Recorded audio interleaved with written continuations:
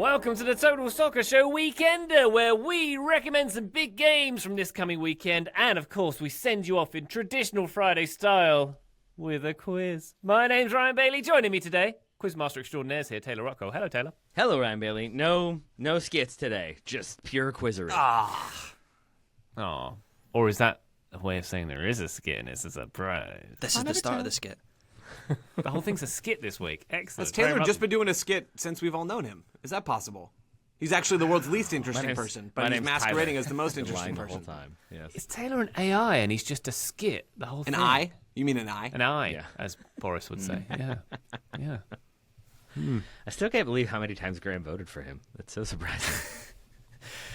Graham Rutten, hello. I never know whether I should respond to these slanderous accusations. This is how rumours start. Graham, you told me off air you voted specifically because of his hair and how much you enjoyed it. Yeah, I mean, who didn't actually? That was genuinely the only reason people voted for him. Very good. Good Boris Johnson chat. Nice and contemporary to kick off the episode. Joe Larry, hello. How are you? I'm great. Let's keep it going. Guys, I'll confess something. I did not vote for Boris Johnson. Didn't do it. Because you Could hate have. Britain. Could have done it. Didn't do it. Maybe That's because you've got good hair, Joe. Like, if you don't have good Yes. hair like me, you want to vote for the guy with the good hair. Don't sell your hair short, Graham. Hair discussion is always great for a podcast. Going grey. Hey, we're a video podcast these days. Subscribe to the YouTube. Going grey here. Yeah, this is bad scenes. Bad scenes. It's all right. Just for men are calling my name. I wouldn't Cha-ching. hold up Boris Johnson as a bastion of great hair. Just going to put that out there. It's quite good. No, Ryan Distinctive. refers to him as a pillar of leadership. He doesn't even focus on the hair. My captain. Oh. I don't like this anymore. Patreon.com I slash started total. this, and I don't like it. Yeah, it was your fault. I know. Hey, if you want more of this, listener, patreon.com slash total soccer show is where you will find our bonus content, bonus episodes, videos, and access to our Discord. All the cool kids are hanging out in there, not talking about former British Prime Ministers. Patreon.com slash total soccer show, please. And thank you to everybody who supports us. This is The Weekender, where we preview a few upcoming games from this weekend. Graham, we have a major final in a major tournament in Africa. It's the AFCON final coming this weekend. Tell us about it. Yeah, so this is the game I'm most looking forward to this weekend. It's the final between Senegal and Morocco, which will be played on Sunday at 2 p.m. Eastern. It is a match with so much narrative around it because you have the hosts, Morocco, who have put so much into this tournament on and off the field. They haven't won AFCON for 50 years. They've spent so much money on building stadiums to host this tournament. Taylor and I did a 101 not so long ago on the investment in the infrastructure.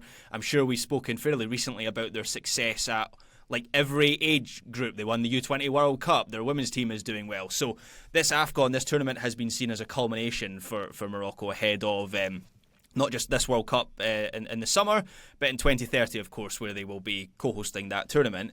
And they came through a really edgy semi-final against Nigeria that went to a penalty shootout on Wednesday evening. And the scenes, I must admit, that match wasn't the most entertaining match. It was very tense. But the scenes when they won that shootout and when Bono the goalkeeper made the save, really highlighted how much this means to everyone. Like, the whole stadium went nuts, not just the players.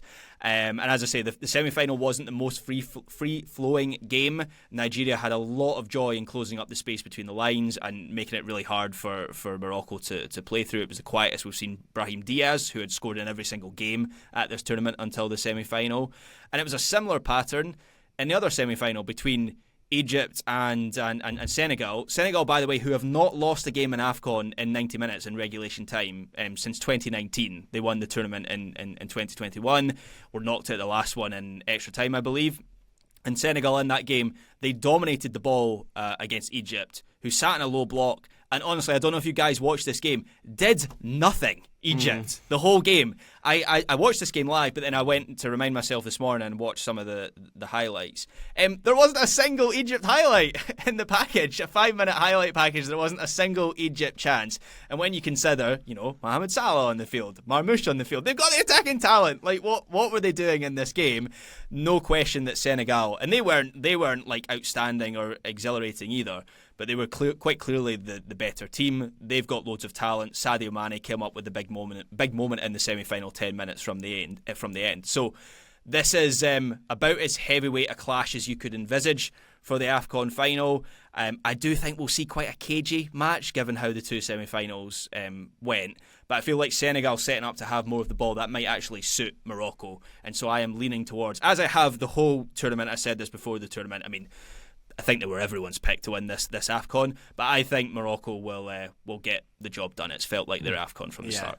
To go back to the Egypt side of things, Graham, that game was wild. Not in the wild and open end-to-end sort of way, as you already made sure to frame carefully against.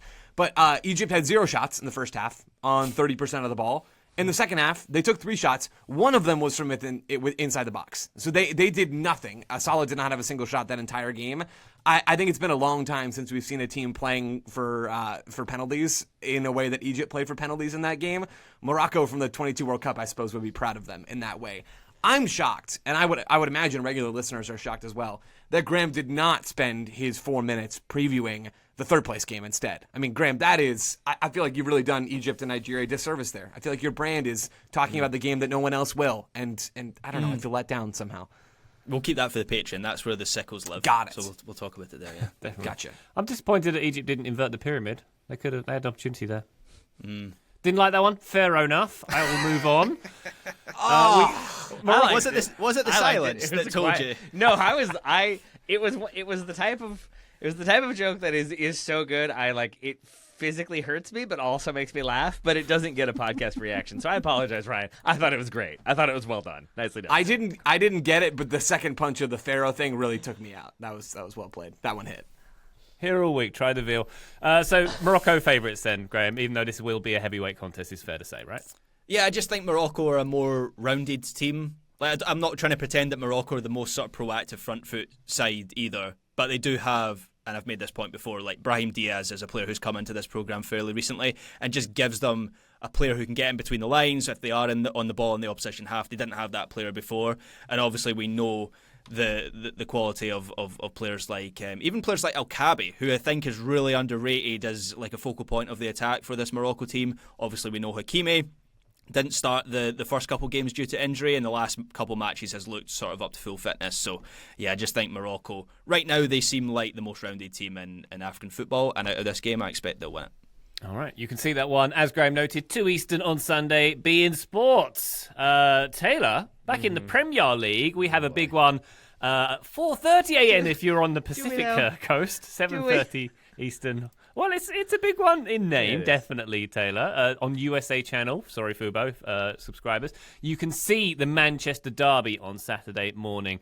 So we've got one of the greatest coaches in the game's history going up against Pep Guardiola in this one. A big test for Man United and the new boss, Michael Carrick. Are you excited about the Manchester derby coming up? I am. Ridiculous as it may be, because no one expects anything from Manchester United in this game, right? And you look at the City team, even with their ridiculous injury list, and it is ridiculous. That back line is looking depleted. And they've got players on international duty, so too do United. But it just seems like City are very much the favorites for many, many different reasons, and that oftentimes means that the other team can play with a little bit less pressure, with a new manager coming in, but not the manager, certainly.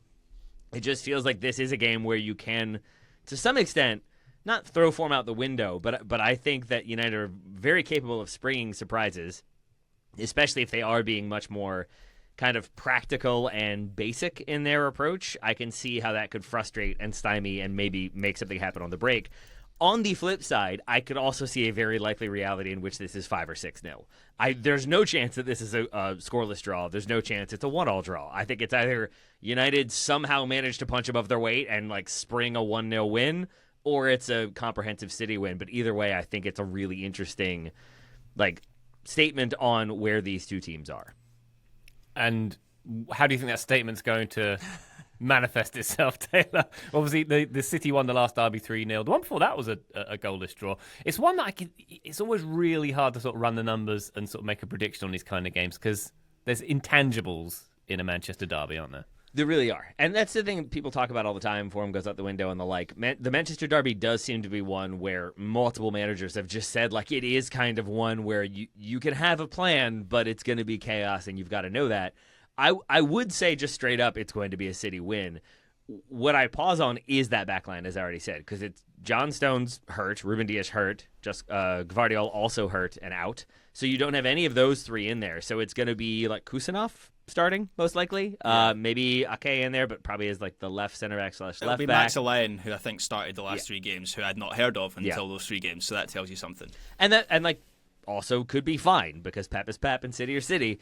But that's the only thing that makes me wonder, like, if you have some inexperienced defenders or if you have some less confident defenders and you get hit on the break or you leave yourself open, is that a way in which Manchester United can capitalize? But you're talking about a Man United team that are probably going to have, like, Ugarte and Casemiro as your double pivot with Bruno ahead of them. Bruno makes things better, but there's lots of vulnerabilities and problems with the Manchester United team. I know, a bold statement to say about them at this present state and time.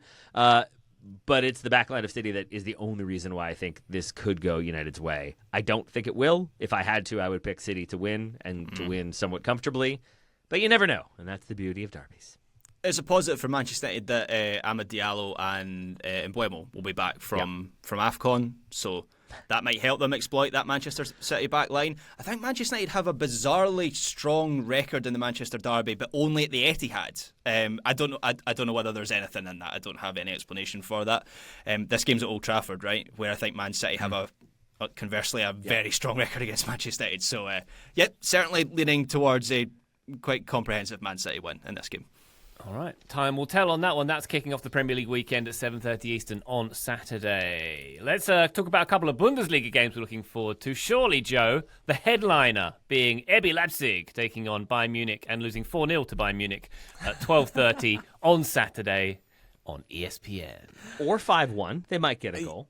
That's true. Yeah, maybe. I think it's possible. Actually, you know what? I'll say it will be. I'll say it'll be 4-1, just to really round things out. Bayern have been stupid good this year. Just real quick, Bayern Munich Bundesliga form check. Still haven't lost a game. Okay, cool. Glad we got that out of the way. They have 15 wins and 2 draws so far this season in the league. Their only loss this season, Bayern, has come in the Champions League. That was that Arsenal loss back in November. Their expected goal differential is 4 times better, rounding-ish, than any other team in the Bundesliga. It's more than 4 times better than Leipzig's expected goal differential. This is one of the most dominant single seasons ever. I think Bayern is still like, they were just loading up. They were charging during that season. They lost the title to Leverkusen, and now they're starting to actually put all the forward thrust that they were storing up in their reserves into action here. I want to ask you guys a question, because this is 3v1 in the Bundesliga, Leipzig versus Bayern. If you've looked at the point table recently, you're disqualified from this game. But if you haven't, I would like you to guess the point gap between those two teams. Now, you could think it's bigger than it actually is, because I have hyped up Bayern quite a bit. But I'm curious what you guys think the point gap is between these two teams. Graham wants to guess first. All right, Graham's down. Ryan wants to guess first. I have not looked recently, and I am going to get... No, I'm not going to spoil it. Go on. Okay, Graham can go last. Okay, Taylor? I have the table in front of me. Great game. Really good game, Joe. Really fun, engaging. It was 15, Ryan. Good job. You win. Woo! Congratulations. Yeah. Joe, I have the table in front of me because I wanted to do this math one more time. I believe I am correct in saying Bayern's goal difference is so ridiculous.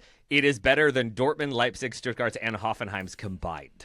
And I think still with a little bit of margin there. So teams 2 through 5, when you add up their goal difference together, is still less than that of Bayern Munich. The reason that I knew that, Joe, was that just yesterday I looked at the Bundesliga table because it struck me how Dortmund, I thought they'd be further off. They've lost 1 game all season, Dortmund, and they're nowhere near the title. They're 11 points back. 11 points behind, yeah.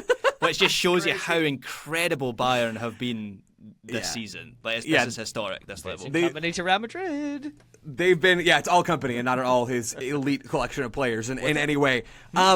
I think this team is unbelievable. Like, Michael Olise is having the season of his career right now. I mean, it's nice to be able to beat up on some mid to lower table Bundesliga teams from time to time, but the attack is stupid good. It's not just Bayern, though, that have been fun this year. Leipzig really have been fun, and I'm excited to watch. They've got Jan Diomande back from AFCON, where he was with the Ivory Coast. Diamande's been talked about a little bit this year by us, but even more in other places. So Tom Hindle, who's great American soccer writer for Goal, just put out a piece on Jan Diomande, and the hook for the piece to an American audience is that the dude spent years in the USA. Yep. He played in the UPSL, which is effectively like semi-pro amateur soccer. He was an amateur at the time, as a kid. So he was growing up in the Ivory Coast. And it's a little unclear in the piece, I suppose, and I don't know the full story. It kind of sounds like an agent told him to go to the USA for some reason. I assume not to sign there, but he couldn't sign in Europe yet. Anyway, he's playing in a school and an academy there, and then ends up playing UPSL as well. And has some other chaos agent stuff and has to change agents, but almost goes to Rangers, almost goes to Olympiacos, was going to go to Leganes in Spain, and then that all kind of fell through in a weird fishy way, and then ends up going there anyway. Was good, moves to Leipzig in 2024, and is now a starter for Leipzig, is their joint leading scorer with 6 goals this season, and he's starting games at one of the biggest tournaments of the world, AFCON, for the Ivory Coast. He's been amazing. He's been so much fun to watch, and the weird American hook there is super weird to me even still. But it's fun, man. The dude's a player and is going to be playing probably at a higher level at some point before too much longer. He's worth a watch. I think this game in general is worth a watch. The craziest thing about everything you've just said, and there's a lot of craziness in there, is that he is 19. For everything you just described a player who you could easily think was like 25 with all of the moves he's had and all of that trajectory. He is 19 and is breaking through and will be a great signing for Bayern Munich in a season or two. Yeah, there you go. The trajectory will continue. That game, 12:30 Eastern on Saturday. Preceding that one, Taylor, another Bundesliga game to highlight, Hoffenheim against Leverkusen at 9:30 Eastern, also on Saturday. Looking forward to that one? I am. Honestly, more than Bayern Munich Leipzig, just because Leipzig are another team that I feel like I always get my hopes up. I'm always excited to see if they can spring a surprise, and then they so consistently don't against Bayern Munich specifically. That maybe that's where my attention is turned to Hoffenheim Leverkusen, because I've been, as you all have had to endure, very excited about Hoffenheim and what they've been able to do this season. But they're still in 5th. They're only 1 point ahead of Leverkusen. This feels like a game that, if they can get a win, is a really important win for them, not just in terms of the table, but in terms of kind of seeing off Leverkusen. I've been saying they feel like they have a lot of that like title-winning Leverkusen DNA about them. So to beat Leverkusen, I think gives them more confidence, gives them just a result that's needed to keep pushing up the table and challenging for Champions League spots. And for Leverkusen, conversely, having gotten a hiding this past weekend courtesy of Stuttgart, they have a point to prove as well, and they need to make that point. They need to get those 3 points and kind of leapfrog Hoffenheim to get into the European spots. And then we have the American interest with both of these. We've got Malik Tillman for Leverkusen, and Joe, we've got maybe Cole Campbell, possibly. Yeah, possibly. I was waiting for the Cole Campbell moment. I mean, this could be Cole Campbell's Hoffenheim debut, which would be a lot of fun. And I mean, both sides of this, that there is an American tie, spicy. I'm in. Yep. And Batu Monatore, I have to mention his name. I'm legally obligated. The legend. He'll be back from AFCON. So all of those reasons, that's another game to watch in the Bundesliga this weekend. Magic stuff. Thank you very much, gents. We're going to take a quick break. When we come back, we're going to dive into our Discord and pick out a few games that you guys are looking forward to this weekend. Join us then. Total Soccer Show, welcome back to the Weekender. We're going to go into the Discord now and pick out a few games you guys are looking forward to. MJ has come in with a Manchester Derby comment. At the risk of being super basic, says MJ, the managerial heavyweight battle of Michael Carrick and Pep Guardiola makes the Manchester Derby unmissable. Yes. I, too, watch soccer games for people that aren't playing the games. Yes. Put it into my veins. I need it. Joe versus managers, an all-time. No, but like on a serious note, and I apologize, I'm actually not trying to come in hard on our lovely listeners. But Graham, do you watch soccer games for the managers? It's okay if the answer is yes. Like that's fine if that's how you if think it's like about their first game, or I mean, I find that a difficult question to answer. Like it's a weird framing of it. But well, like, that's what that was framed to us. Yeah, but I don't think the Manchester Derby in particular is more attractive because it's Michael Carrick's first game. But if that game was like Burnley, that maybe would prompt me to go, I might watch that game a little bit more. So the carve out you're making is when a manager debuts, you want to see what the new things are going to do are. And that Correct. I totally agree with. That's not the question I was attempting to ask. The question I'm asking is just as a general rule in soccer. Are you billing games as this manager versus this manager in your mind, or are you watching the game for the players? You've asked the wrong person there, Joe, because I think Graham will watch it for like the grass quality of a stadium. He doesn't need an excuse to watch a game. I mean, sometimes, yeah, like, you know, we've had in the past Mourinho versus Guardiola became a sort of guiding narrative of the Classico. But no, I mean, obviously I'm not putting on the manager cam on my big screen and watching that. I'm watching the game. Don't give TikTok any more ideas. I think they've got enough. Yeah. Is that a thing you can do? That wouldn't Not yet. surprise It me. will be at the 2026 World Cup. That's right, baby. Yeah. Can I ask a question to Taylor about Carrick? Are you happier with him until the end of the season than Solskjaer, or do you wish Ollie had gotten that job? I think I had talked myself into Ole more. I'm interested in why that seems to have changed, other than that Ole didn't work before, and I think that's then been the reporting that it felt like it was going in the wrong direction is the hilarious quote that I saw, as though they haven't been doing that for 13 years now. I think everything I've heard about Carrick is dour and practical approach, and maybe that's what Manchester United need right now. I ultimately think it doesn't really matter all that much, but I think if I'm being honest, I was more excited to see Ole back than Michael Carrick.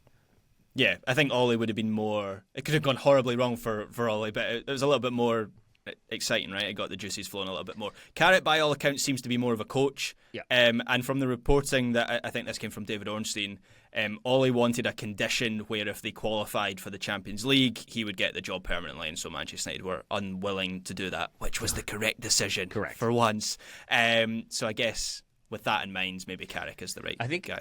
I think he could be, and he's a person who, as a player, I think was always underrated, even when he was getting a bit of hype and a bit of affection. I think was still kind of underrated as a player, and so there's a possibility that translates into a manager, and he's a good manager who can effectively maneuver tactics to make something happen.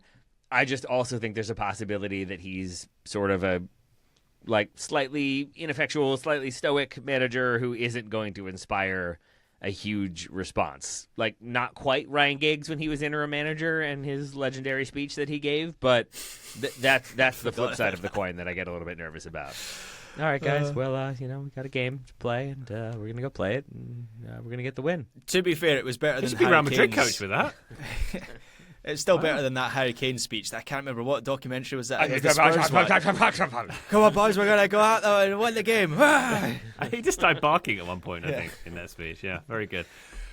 Good stuff. Discord Stu has come in with Leeds against Fulham. Should be a good match, and to see if Leeds can continue their decent form. Meanwhile, Fulham haven't lost since December 17th. Two teams in good form here. And for the USMNT Sickos, it's Brendo versus Jedi. Oh, yeah. 10 a.m. Sickos? That's a proper billing. Mainstream, right there. baby. Yeah, baby. thank you. Yeah. Ryan, I meant to bring this up with the Manchester Derby. Did you say that's on USA? Yeah. Is there a way to watch it if you have Fubo as a result? Can you watch it on NBC Universo in Spanish? Is that allowed? I don't, or am I just gonna have to find a dodgy stream? Is that There's a where we're way. at? We'll talk about it afterwards. All right. Yay. So no. I mean, the answer's no. Fulham are properly flying under the radar this season. It does make me wonder, what would Fulham have to do as a club for anyone to talk about them? They're 2 points off. Did I not say? Wow. When I previewed Fulham for our Premier League previews, did I not say they're the most invisible club in the Premier League? Yeah, a little bit. If you tried to name all 20 teams, they're the one you wouldn't get. I saw Ian McIntosh sharing on Blue Sky the other day. Someone asked him, why do you never talk about Fulham? And he basically replied back saying he has his own podcast now. Oh, it's so and good. And basically said because when we talk about Fulham, nobody listens. Yeah. Which I think they are a club. I don't mean this as mean. a personal slight against Fulham fans or their club or whatever. They just don't seem to get much coverage at all, despite the fact they're 2 points off the Champions League places this season. Yeah, and they're doing very well indeed. Josh King doing very well. Yeah, we should give more love to Fulham, or maybe we should just. You don't even sound like you believe that when you say it. Yeah. You're we should. We should. Fulham are good, right?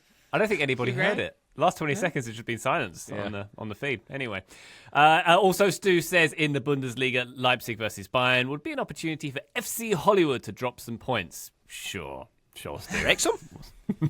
We'll see. FC Hollywood, the original FC Hollywood, of course. Yeah. But they're not America's team. Wrexham are. That's the distinction, Graham. No, they're 30% Audi's team. But we don't talk about that. Shh. No. Bundesliga football's for the Ryan. fans. Reynolds is Canadian. That is my response. Well Canada's said. team. Yeah. Partially Canada's team. Thank you for the correction. David in our Discord is looking forward to the M69 derby in the Champo. Oh, this is proper stuff. At 7:30 Eastern on Saturday. That's Coventry Leicester, by the Thank way. you. I Coventry. needed clarification. You're welcome. Joe, you mean you don't know the M69, the best named road in the UK? You're not. I mean, not it's familiar? a good name. named road in the UK. I wasn't on the Monday show this week. What was the team? Apologies, I've already forgotten. That beat Crystal Palace. Macclesfield. Macclesfield. I loved the English geography section. I enjoyed that quite a lot. It filled me with great joy. So we can do something similar with roadways next. How about? Yeah, well, what do you remember Macclesfield? Back in the day, it's the land and the fields where they used to grow the macaroni. Just yeah, that's where it comes from. Yeah, macaroni. Yeah. And just so you know, Joe, of course, the M69 links Coventry and Leicester. It bisects the M1 and the M6, if memory serves. Yeah. You know. I mean, I know that everybody else had that ready to go, top of dome, but I have to be better. Frankly. Sure. David says Coventry has only 1 point in their last 3 games and need a win to keep their lead atop the table. Coventry are indeed at the top of the Champo right now. Leicester have been up and down and desperately need a win to stay in the hunt for a playoff spot. Leicester are in 12th, by the way. That's a big hunt for a playoff spot. Mostly just hoping for an entertaining game, more than a score draw that happened in the reverse fixture back in September. That one, 7:30 Eastern, Saturday on the Paramount Plus. Good old Champo action there. Love to see it. That's going up right against the Manchester derby, though, Graham, so yeah. It's proper salt of the earth stuff, that, isn't it? Coventry versus Leicester in the Champo. Classic M69. That's what it's all about. Yeah. There's actually not an M68 or M70 or they went straight to 69 just They for knew the what they were fans. doing. Yep. Yeah. This is Branding. this is like maybe the 10th time we've talked about Coventry this season. Probably more than Fulham at this point, because we talk about them a lot in relation to Haji Wright. This is the 10th time I have failed to remember and then remembered who their manager is, which is always a weird one. Big to Frankie remember. Lamps. Oh, right. Frankie Super Frank. Lampard. Yeah. Next Real Madrid manager. Mark it down. Are you just going to say that about everyone? Yeah. Should that be a reality competition? We just bring in 10 managers and see who can make Vinicius the happiest, and then they get to slowly. It's the Bachelor. It's the next Traitors. Vinny gives you a white rose, and you get to stick around. That's how they choose it in the end. Wow. You I do subbed me like out of the 89th minute. So sorry. You won't be getting a rose this week. Good I do like the another- Traitors possible adaptation where like Vinny Jr. just goes around writing down on a piece of paper which person he wants to kill in the middle of the night, and it's just like drawn out for no reason. And he could have just picked it first, but he decided to slay everyone else first. Graham, that's kind of genius in its simplicity. Wow. TSS Productions, yet another production we need to TM, get on the TM. TV. So much. Yeah, don't take that, please, listener. Shreyas in the Discord is looking forward to Hoffenheim against Leverkusen, like Taylor is. A battle of the exciting but not title-contending Bundesliga teams. Most of the Bundesliga. So everyone else. Everyone not called Bayern. That's correct. Yep, that's a good one as well. Keaton, the city of Nashville, looking forward to watching Celtic this weekend as well. Graham, it's the Scottish Cup. That's right. This weekend, so you can watch Celtic on Sunday at 12:30 against. I'm going to try and pronounce this. Do it. Auchinleck Talbot. Nailed it. Auchinleck Was Talbot. that it? Yep. Ooh. From down in Ayrshire. They're actually, you're not going to believe me. You're just going to have to take my word for it. They're actually really interesting. So there used to be a level of Scottish football called junior football. It still exists to a certain degree. But basically, it was like non-league, but wasn't part of the pyramid. You couldn't be promoted up into the SPFL, but it was actually like quite a decent level. Like the best junior teams would give sort of Stirling Albion a good game, and they were in the Scottish Cup for a long time, and we'd often lose to those junior teams.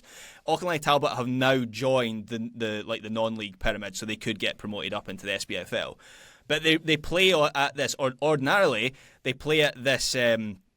This like incredible little stadium. I mean, the word stadium's doing a lot of heavy lifting there. It's like a park with some sort of terraces around it.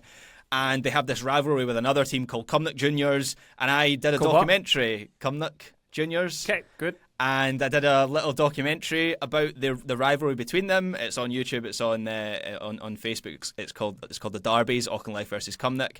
I filmed it and edited it and spoke to everyone in it. It's like a one-man production, and yeah, I love football down in that corner of Ayrshire. Unfortunately, because their stadium is so ramshackle, they're not playing at their stadium against Celtic. They're playing at Kilmarnock Stadium at Rugby Park, but they've sold out like 2 of the stands. Like we're talking an 18,000 seater stadium, so that's fairly impressive. This is the biggest game I think in their entire history. Wow. I'm assuming Ryan has seen it. Joe, have you seen this team name? Yes, I have. Oh, okay. The one I said? I wanted to see if you could. How's it if you feel, could- Taylor, to have a game ruined? I know, it really did. It really did. Because the more Graham said it, the more I was like, I have no idea how to spell this team name, and it ended up being very German. in my spelling. It looks German, yeah. Yeah, it does. Ockenleck. Yeah. Ockenleck Talbot. That's when was the Fulham game again? Just gonna check that. Sorry. Yeah, that's on Sunday, 12:30 in the Scottish Cup. Good stuff. Let's take a quick break. When we come back, guess what? Quiz. Total Soccer Show. It's the Weekender. Welcome back, guys. There's something we do every Friday.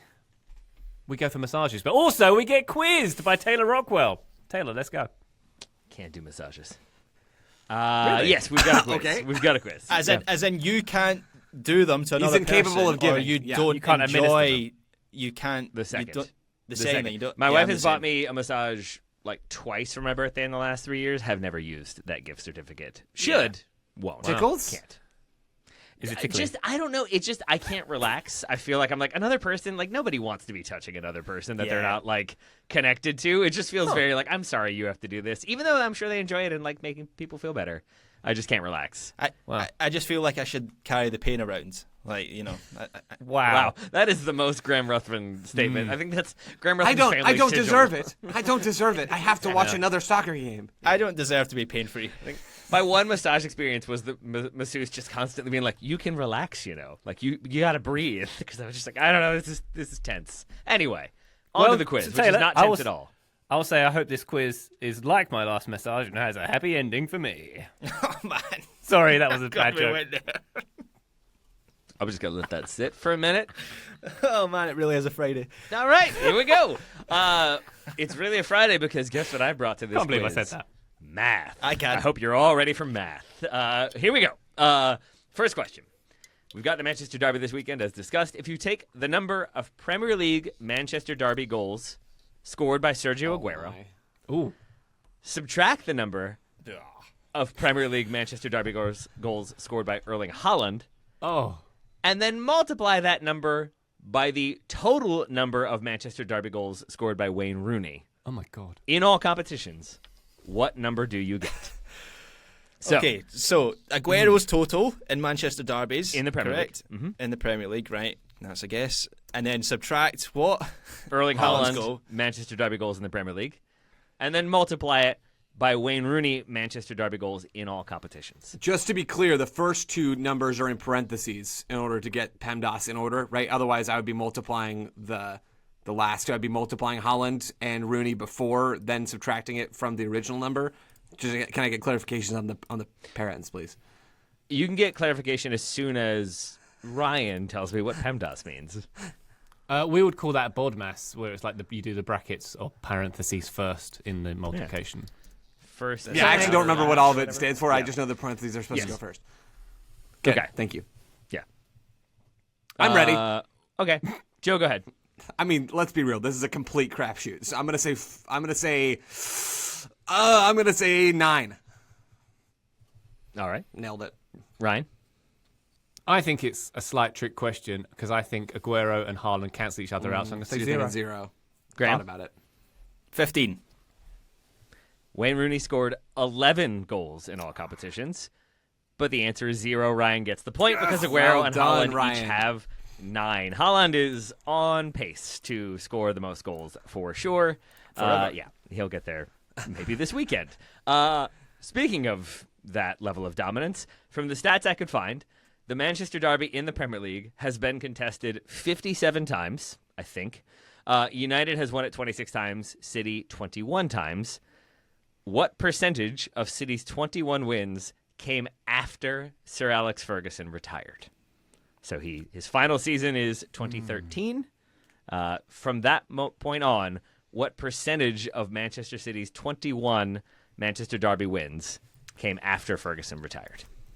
Wow. Great question.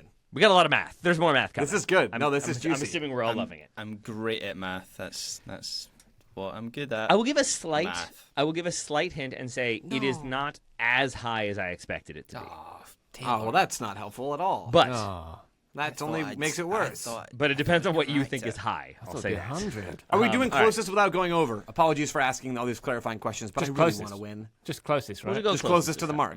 Okay, so you can go over, but if you're... Okay, all right, cool. Yep. All right. We'll go with Ryan first this time. I'm going to keep it with the theme of Coventry versus Leicester and say 69. Nice. Graham? 35. What? Go. Manchester how? City won like titles in the 70s, I think. And I said in the This Premier is League. Premier League, darling. Yeah, you can give another You answer. can have another again. go. We'll come back to you. No, Graham. no, We'll come no. back to Don't you. let him go again. He misheard the question. The information was in the Ryan task. wants to win. Ryan wants to win. I like it. All right. So hold on, is this in the Premier League era but all competitions, or is it just Premier League games in the Premier League era, if that makes Premier sense? League Premier League games in games. Premier League era. In the Premier League era. Okay, yeah, so it's going to be higher. I will say 60%. 70%. Ryan's going to be very annoyed. It's 62%. So Graham, I believe, gets the point. That's disgusting. Yeah. Yes. I mean, I thought it might be higher. Like Manchester, as Graham said, I think on this show, like United do have a better record going away, but it is crazy that City from 1993 to 2013, 38% of their wins there in those 20 years. It's been a better 13 years since then. All right, here we go. Bayern travel to Leipzig. We talked about that one. Usually the traffic is moving in the other direction. Leipzig have had 3 players move to Bayern, with none coming the other way. Leipzig also lost Julian Nagelsmann to Bayern in 2021 for a fee. Here we go. If you included Nagelsmann on the list of transfers with the fee paid, where would he rank in terms of most expensive? So would he be first, second, third, or fourth? Can you read the question one more time, Taylor? Sure. So basically, Leipzig have had 3 players move to Bayern, and then they've also had Julian Nagelsmann move there. Those 3 players commanded different fees. My question, since they had to pay a fee for Nagelsmann as well, is where does Nagelsmann fit in that ranking? Is he the Great most question. expensive, the second most expensive, the third, or the least expensive? Love it. I think Joe's gone first. Ryan's gone first. Gramuel? I am going to say that Nagelsmann's fee, which at the time was a world record fee for a manager, is the second. Because I think I know there's one for definite who's more. I'll go All right. second. Joe? I can only think of 2 of the players, which is really Yeah, distressing me. Graham, can you? Okay, so Graham only has 2. I think we have the same one that is higher. I would agree with that. So I am torn between any of the bottom 3 slots on here. I'm going to say third just to be different. You guys always do that. You can say the same one. It's fine. Yeah, but I got to There's come one back, difference. Taylor. And Graham's already at a point, so then he's going to be at 2 points, and then I'm not going to be able to win. That's my thinking. Fair. I'm similar or the same as you, Joe. I've got 2 players. I think one had a big fee, and then the other one was a free agent. I can't think who Yeah. the third one is. So I'm Yeah, sort I of think hedging my you're right bets about with that. like Nagelsmann as second. Like so. Ryan? I seem to remember the Nagelsmann fee being somewhere around like 18, somewhere like that, if memory serves. Were the other... I'm giving nothing away, listeners. Stone-faced over here. I'm going to say second. Wait, Taylor, before you can tell us the answer, but I want to get hints to see if we can remember the players, if possible, when you're done. So you can tell us who got the question right. Do you all have the same number one? I think it's I have Upamecano. Upamecano. Yeah. Correct. 42.5 million euros in 2021. Yep. All right. And then who was the other Sabitzer is player? the only other player I can remember. Oh, Savitzer. So you got one. Well, and who's I the one got- that you have, Graham? The other one's surely Conrad Limer. Oh, Limer. And They're the same think person, he was, so that's I fine. think, was he a free agent? He I was a think free Limer. transfer. You are correct. Yeah, there we go. Ooh, this is scary. And Sabitzer sold for 16 million euros. Nagelsmann, 25 million euros in compensation. So Nagelsmann would be second. Point for Well Ryan, done, point both for of Graham. you. I believe that's 2 apiece. 2-2. Yeah. All right. My 2 isn't tainted, but yeah. Great question, Taylor. All right. Thank you. Thank you. We move to this one. We talked about the AFCON final. And Graham talked about the success that Senegal has had. Morocco won the tournament once in the 1970s. Senegal managed their first championship win in 2021. How many of the team that started that final started the team's semifinal win over Egypt this time round? Oh, So, that's a great question. 2021. Wow. Start of the final. How many of them are still starting for this Senegal side? All right, it's my You don't turn to have go to know names. first, right? I just need to know numbers. Yes, Joe. It's you 10. first. Joe says 10. Ryan? It's gone high. 9. Coward. Graham? 7. Wow. This didn't go the way I thought it would. Graham So gets it's the 8 point. then. 4. It's low. Only 4. Oh. Yeah, it's crazy turnover. It's Edouard Mendy. It's the ones you'd expect. It's Edouard Mendy, Kalidou Koulibaly, Idrissa Ganagay, and Sadio Mane. And then, really, you look at that team, it's a lot of, like, I was surprised by that, too, and then I looked it up, and it's a lot of, like, 23-year-olds and 24-year-olds who all would have been maybe slightly too young last time. Was Lamine Camara in that list? I would have thought he would have been one of... The starting 11 that I had... well, I don't have that starting 11 in front of me, but the one from this weekend, yeah, it's Mane, Gay, Koulibaly, Mendy played this weekend. Wow. Fair enough. Brutal. Or not this weekend. All right, Yeah, so I rattled is through those another 4 point. so quickly. That I just assumed that there would be like another 4 at least that were in there that I just didn't think of immediately. So then I was thinking, oh, this is a trick question like the 0 one. But I was wrong, and I have 0 points. I'm sad. Well, you can make it up, Joe, because that was one category, stuff that's happening this weekend. I've added a new one. I'm kind of excited about this one. Stuff from the week that we mentioned or didn't mention but could have mentioned, and I'm bringing it back. So, we discussed Americans that had gotten transfers earlier this week. We all failed to mention one player who moved in January already. Who is this U.S. international that we did not mention? We'll do this one like with hints. So you all are welcome to have a go right away. And then if nobody gets it, I will give you a hint. Okay, so the question is, which USMNTer who moved already in this window did we not talk about? Yes. Okay. All right. No guesses? Luca Hint number I one. know one already. Yeah, Luca Del Torre. Yeah, that doesn't count. Hint number one. He has 2 caps all time for the USMNT. Jonathan Amon. I feel like I'm not going to get this one. It's going to be someone. Is this a January camp 2-capper? There's a reason From why I chose 5 this one years and ago. why I'm smiling. Hint number 2. He moved to a South American team for 2.6 million euros. Oh, Joe. Miljevic. Yes, Joe. Matko That is Miljevic. correct. Matko Miljevic. he moved. Rams Yeah, favorites. see that. On the board. Yep. Matko Miljevic. go. Yep. Well done, Joe. Yeah, your final clue is going to be one of those was under Poch. Okay. Nice. On the subject of Ricardo Pepi's broken arm, I believe Ryan suggested, can't you just slap a cast on that? Couldn't you just play with a broken arm? There is a very notable example of a football playing with a broken arm. This player broke his right arm in a World Cup warm-up match in June 2010. He got surgery, wore a FIFA-inspected and approved cast, and played in all 3 of his country's group stage games. I did not remember this at all, obviously. Who is that player? So 2010 World Cup. And I will say it's not an esoteric name. You all know this player. It's a notable player. Yes. Right. All right. Joe, Buzz, David Yes, Joe. Villa. Incorrect. Graham, guess. Buzz. Yes. Luis Suarez. That's why he was doing that off the line against Ghana. The big cast on his arm. That's it. No, I like those guesses, though. It was both his and his country's second ever World Cup. Ooh. So not a history of success at the World Cup. Joe, Buzz, Yes, Brian Joe. Ruiz. Incorrect. He would play in taking shots. one more for his African nation before retiring from the international game in 2014. So he played in 3 World Cups and ended up making 105 appearances, scoring 65 goals. Graham. Joe, Buzz. Graham, I heard first. Drogba? Didier Drogba is your answer.